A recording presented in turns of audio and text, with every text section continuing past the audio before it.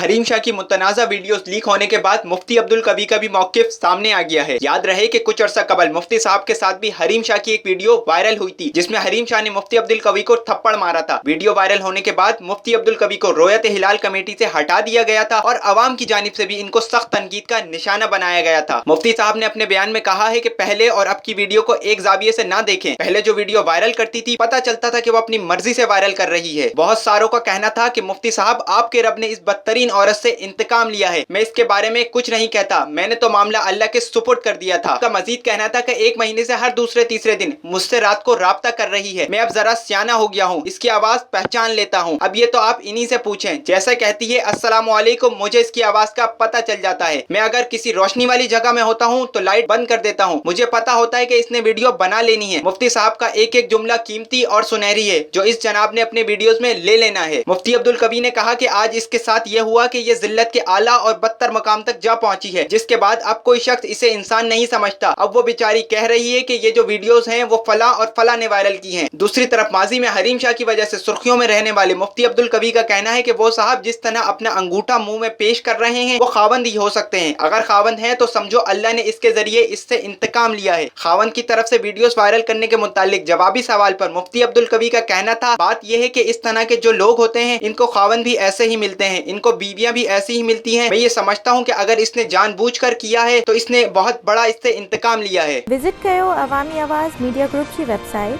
awamiawaz.pk